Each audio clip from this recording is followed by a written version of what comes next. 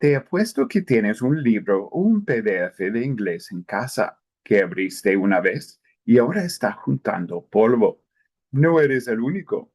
En este episodio te muestro por qué mis libros no son diccionarios ni teoría aburrida.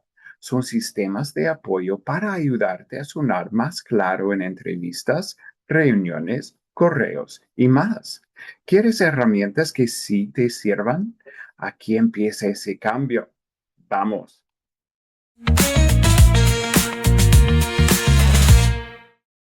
¿Sabes qué me dicen muchos alumnos cuando empiezan a usar mis libros? Will, this isn't what I expected from an English book. It's exactly what I needed. Y es que mis libros no son diccionarios, son sistemas de apoyo diseñados para ayudarte en situaciones reales de trabajo. Hoy te voy a mostrar cómo usar cada uno de ellos para resolver los típicos bloqueos que enfrentamos al comunicar en inglés. Y si ya los tienes, este episodio te va a ayudar a sacarles el máximo provecho. Empezamos. Let's be honest. You don't need another chart of irregular verbs. You don't need more abstract grammar rules.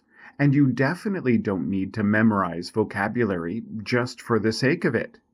You need clarity. You need structure. And you need practice that actually helps you sound more confident and professional at work. That's why I created these books, not to be read like a novel, but to be used like a map. Each chapter is meant to solve a real problem. You're getting ready for a presentation? You want to sound more polite in emails? You need help using past tenses with confidence? There's a chapter for that. And it's built with real-world examples, explanations in Spanish, and activities that push you to use the language, not just read about it. One of my students recently told me, Will, I finally get it. I had studied the past perfect so many times, but it wasn't until I saw how your book compares it with the Spanish structure and how it works in a real situation that it clicked. She was talking about Los tiempos verbales en inglés para hispanohablantes, the book that takes you from confused and guessing to confident and in control. And this book isn't just a grammar guide. It walks you through all 12 tenses, compares them clearly with Spanish, and gives you practical activities with real feedback. It even links to podcast episodes that reinforce each chapter with listening practice. It's one of my most used resources in coaching sessions because when you master the timeline, you unlock fluency. Now let's talk vocabulary, because it's not just what you say, it's how you say it. Make your English work for you is all about that. You learn how to sound like a leader in meetings, emails, and presentations. Express disagreement politely. Give updates clearly. And build real authority in English. Each chapter gives you phrases, reformulations, practice exercises, and explanations in Spanish so you don't get lost in the theory.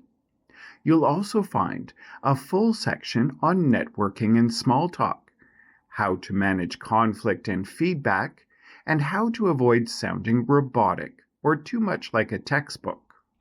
Then there's La concordancia de los tiempos verbales, which helps you manage verb tenses logically so you can explain next steps, clarify expectations, and describe results with confidence. And for something a little more fun, but still super practical, Tu Guía en Spanglish para el Inglés de Negocios brings you real business phrases with cultural tips, pronunciation tricks, and examples from series, music, and everyday work life.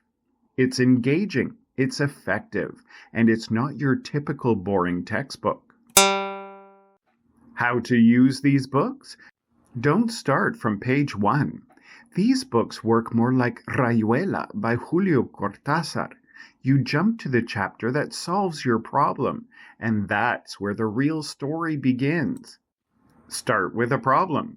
Do you need to challenge a colleague's idea without starting a war? Do you have to lead a meeting in English tomorrow? Are you unsure how to talk about past decisions and next steps clearly? Flip to the chapter that solves the challenge. Practice the example phrases. Use the vocabulary in context. And reflect on the differences with Spanish.